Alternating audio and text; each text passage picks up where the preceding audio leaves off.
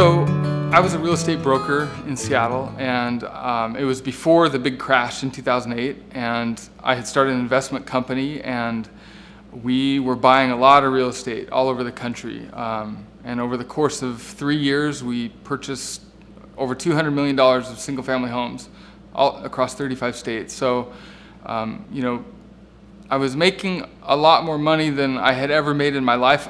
I didn't grow up with money, so I didn't really have a good foundation for kind of how to deal with that. And when the crash happened and the government came in and did the bank bailouts, it changed everything. We had to deal with some some changes in the business model and stuff. And so, long story short, is we made some decisions we should have made. We did some things that were wrong, and FBI got involved. We ended up being investigated, and both my partner and I ended up going to prison.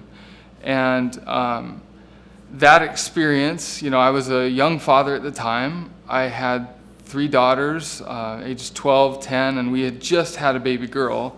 So, and I'll never forget what that was like to go from, all that success to, going through that experience and having to leave my kids and my wife at the time. So when I went to prison, I was trying to adjust to that, and then shortly after getting there, I get divorce papers too. So, and I wasn't expecting that. So it was kind of like a perfect storm. It was one of those points in life where you're just literally looking at the heavens and saying, seriously, is there anything else that could go wrong? I mean, it was like,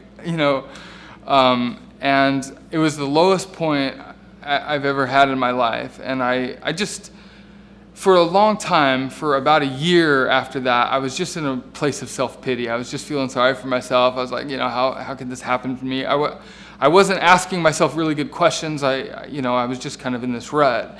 And we get stuck. It happens to all of us. So I was stuck. And then I came across Tony Robbins' book, which is Awaken the Giant Within. And I'd read his stuff before, and I loved his stuff, and had followed a lot of the principles.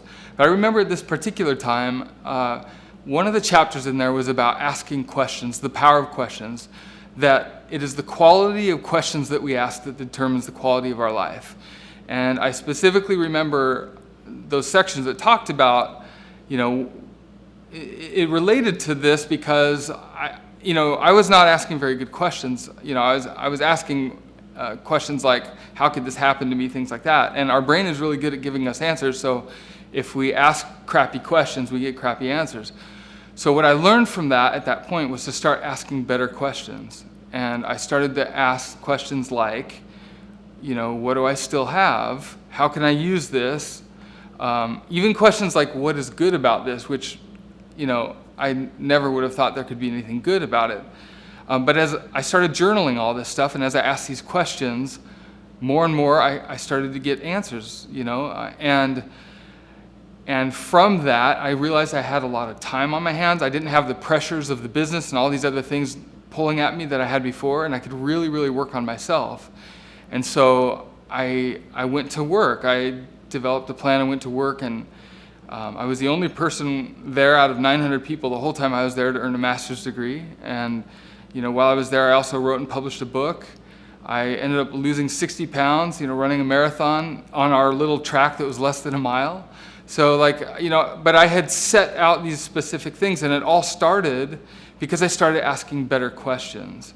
So I think that's one of the key aha moments that I had was the questions that we ask really, really do determine the quality of our life. And they also determine whether a situation is good or bad, because there really is no good or bad event. It really is how we look at it. And how we look at it a lot of times is determined by the questions that we're asking ourselves internally. And so that was a big distinction for me.